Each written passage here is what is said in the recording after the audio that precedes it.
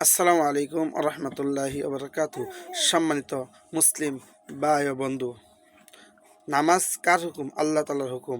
নামাজ যারা আমরা পড়ি ওরা তো আল্লাহ তালার কাছে প্রিয় হতেই পারবো। যারা পড়ি না, যারা বেনামাজি, নামাজ সঠিকভাবে আদায় করে না, তাদের জন্য আল্লাহ তালা দুনিয়া আখেরাত কি শাস্তি রেখেছেন, আসুন এই বিষয়ে একটু জানা যাক। বেনামাজিকে আল্লাহ তালা, যারা আল্লাহ তালা হুকুম 5 ওয়াক্ত নামাজ সঠিকভাবে না পড়বে, না আদায় করবে, আল্লাহ তালা ওই বেনামাজির জন্য 15টি শাস্তি আল্লাহ তালা নির্ধারিত করেছেন। দুনিয়াতে যে 6টি শাস্তি আল্লাহ তালা বেনামাজিকে দিবেন: 1 নাম্বার, বেনামাজির হায়াত কমিয়ে যাবে।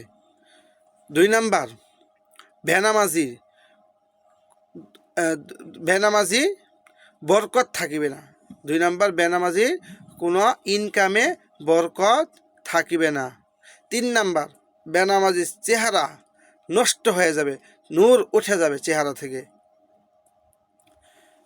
4 নাম্বার, বেনামাজি কোনো দোয়া আল্লাহ রব্বুল আলামিন কবুল করবেন না। এখন আপনি যত আল্লাহ, একটা বেনামাজি যত বড় আল্লাহ অলিকে নিয়ে এসে দোয়া করুক, সে নামাজ যে পর্যন্ত না পড়বে তার কোনো দোয়া আল্লাহ তালা কবুল করবেন না। 5 নাম্বার, বেনামাজির সব নেকি বরবাদ করে দিবেন। যারা বেনামাজি, আল্লাহ রব্বুল আলমীর রাস্তায় আপনি যত টাকায় দান করেন সব নেকিকে আল্লাহ তালা বরবাদ করে দিব, যে পর্যন্ত আপনি নামাজ না পড়বেন। 6 নাম্বার, বেনামাজির নিকট হইতে সব রহমতের ফেরেশতা বাগিয়া যাইবে, কোনো রহমতের ফেরেশতা তার সাথে থাকবে না। এমন একটা সময় হবে সে বেনামাজি ইসলাম থেকে খারিজ হইয়া বেঈমান নাফরমান হইয়া দুনিয়া জমিন থেকে বিদায় হয়ে যাইবে। যারা বাবা নামাজ পড়ি না, এখন থেকে চেষ্টা করি যে এই পিছের জীবনে যাহা হয়েছে আল্লাহর কাছে মাপ চাই, এবং কি এখন থেকে নিয়ত করি আমরা যে নামাজটা সঠিকভাবে আদায় করতে পারি। তাহলে কি দুনিয়াতে যে 6টি আযাব হবে বেনামাজির জন্য, এই 6টি বললাম। এবং কি মৃত্যুর সময় 3টি আযাব হবে বেনামাজির। 1 নাম্বার, বেনামাজি মরিবার সময় অপমানিত, লাঞ্ছিত, অতি কষ্ট দিয়ে তার জান বাহির করা হবে। বেনামাজি যখন দুনিয়া থেকে চলে যাবে, সর্বপ্রথম যখন আজরাইল আলাইহিস সালাম তার সামনে আসবে, তাকে অত কষ্ট, যত রকম অপমান, লাঞ্ছিত করা দরকার তাকে করবেন। 2 নাম্বার, বেনামাজি ক্ষুধার্ত অবস্থায় মারা যাবে, খাইতে পারবে না, মৃত্যুর সময় না খেয়ে এই দুনিয়া থেকে বিদায় হবে। 3 নাম্বার, বেনামাজির মৃত্যুর সময় এত পিপাসা হবে যে 7টা নদীর পানি যদি তার মুখে দেওয়া হয় তার পিপাসা দূর হবে না। কবরের মধ্যে 3টি আযাব হবে বেনামাজির, কবরের ভিতরে 3টি আযাব হবে। 1 নাম্বার, বেনামাজি কবর চাপিয়া আসিয়া তাকে পিষাইতে থাকবে, এবং কি পাজরের হাড় এই পাশ থেকে ওই পাশে ভেঙে চুরমার হয়ে যাবে। 2 নাম্বার,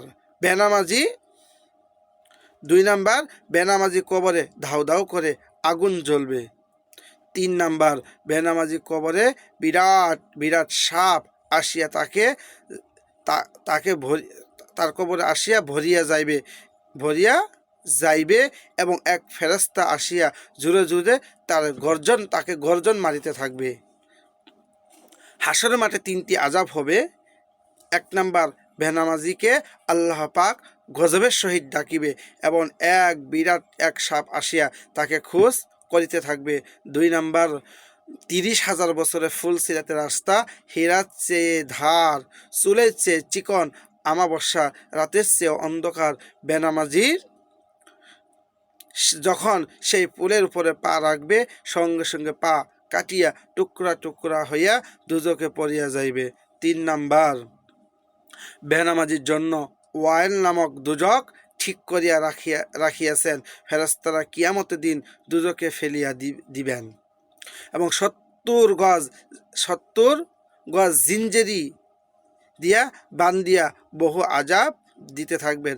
70 গজ জিঞ্জেরি বান্দিয়া বেনামাজিকে বিভিন্ন আযাব দিতে থাকবেন।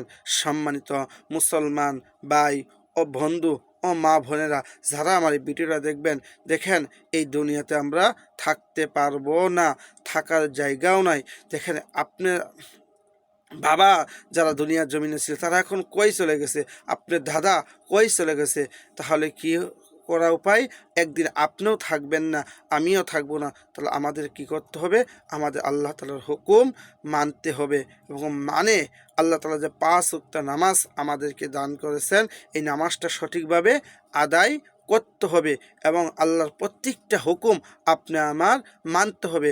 আপনি আমি যদি এখান থেকে না যাই শিখে, এখান থেকে যদি আমল করে না নিয়ে যায়, তাহলে কবর আমার জন্য খুবই খারাপ অবস্থা হয়ে যাবে, হাসর মাঠ আমার জন্য খুবই খারাপ অবস্থা হবে।